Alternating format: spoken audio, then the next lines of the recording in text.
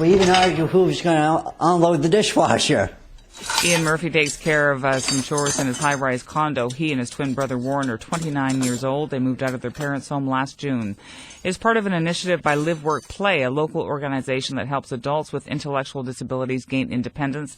And Hallie Cottenham joins me now with more on this story. Good morning. Good morning, Kathleen. So remind us again about what this is all about. It's the culmination of years of hard work and planning and fundraising and preparation for these young adults. The goal to help them move out of their parents' homes into their own. LiveWorkPlay chose a condo high-rise near Britannia Park. It's on a bus route. It's close to stores.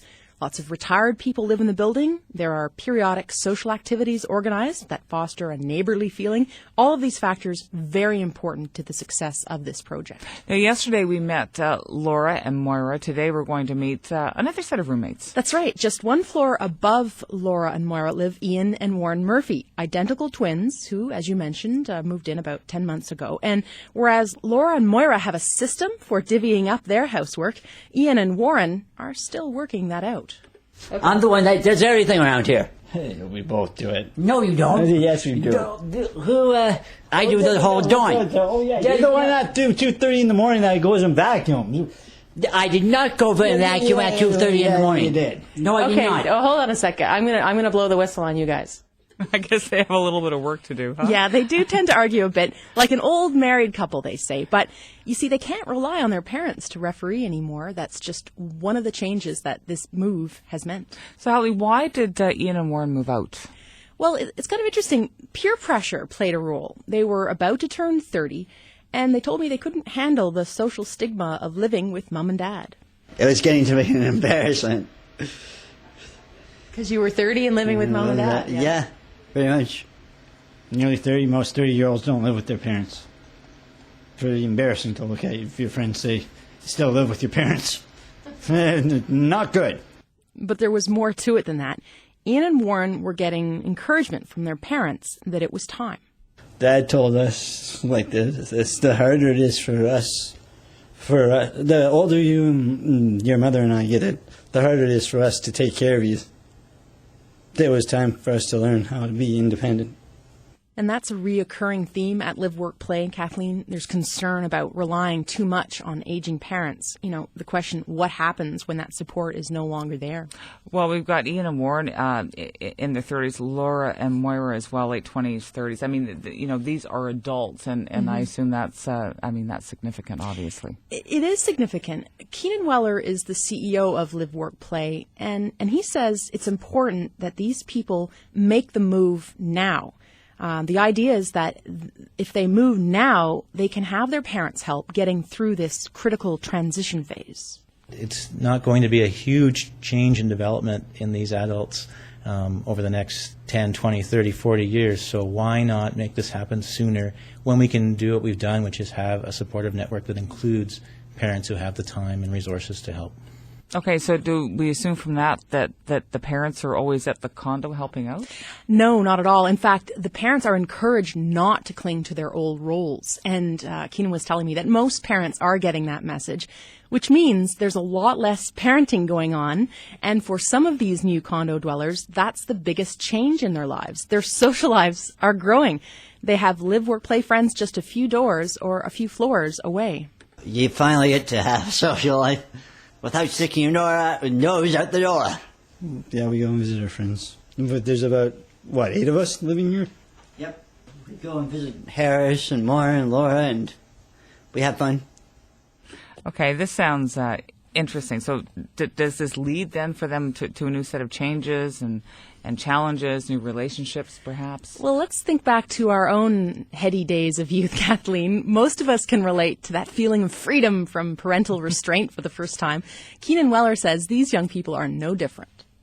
Certainly everything from perhaps not the best dietary choices, which is, we all go through that, to maybe some choices of a boyfriend or girlfriend that mom and dad aren't thrilled about either. And so basically we're talking about normal life experiences, and they're happening every day. Do you expand the topics that you talk about at LiveWorkPlay because of that? Actually, the nice thing is we've always wanted them to be interested in these topics, and naturally enough, because it wasn't a big part of their life, they kind of looked at us like we were nuts. Now that there are all these issues of relationships and sexuality and all these things that the staff wanted to put on the agenda, and now they're kind of coming to us and saying, yeah, I think I need a bit of help with that. So, Kathleen, there are currently 8 young people from LiveWorkPlay living in this condo tower, men and women. Several more people are expected to move in the next few months. In fact, there's now a waiting list of participants eager to move out of their parents' homes into this high-rise. And so, Hallie, what do we know about how these new residents are being received by the existing residents in the condo? Well, actually, there was some resistance. Keenan Weller says some residents in this building objected, at least at first. Some people were calling in and just trying to find out more because they were concerned that there was this big mob of who knows what moving into the building and what was going to happen, and people worried about their property values and all that kind of thing. And we were convinced from the very beginning that this would add to the environment of the building in a positive way because we knew that the people we work with that were moving here could add things to the community and be helpful to people, and it has worked out exactly like that with making friends, for example, with some older neighbors that maybe need help carrying a package or taking out the recycling. And maybe our guys need help with, I don't know, how to deal with this situation that's arisen. And instead of calling a paid staff member to drive across town and help them, they just go knock on the door like anybody else and say, hey, Joe, you got some sugar.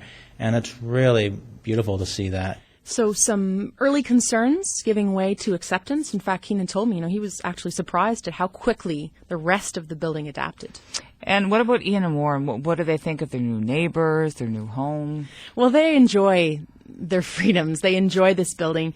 They don't mind their neighbors at all. In fact, meeting new people is one of the things they like best about their new home.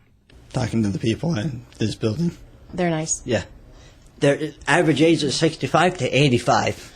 Does that bother you guys? No, not really. Not at all. There's no fooling around, no snow to shovel, no lawn to mow. It's great.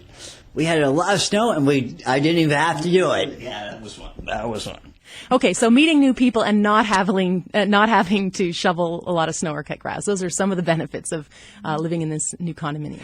Can I just say those two sound like absolutely charming. They are. Engaging. They are. And when I visited them, Kathleen, they have this giant screen TV, and they were watching the Senators play hockey. They're huge Senators fans, so I'm sure Ian and Warren are mourning the team's situation this morning.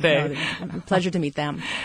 Great series as always, Hallie. Thanks very much. Thanks, Kathleen. That's Hallie Cotton with stories of young adults living on their own for the first time. If you want more information, check out liveworkplay.ca.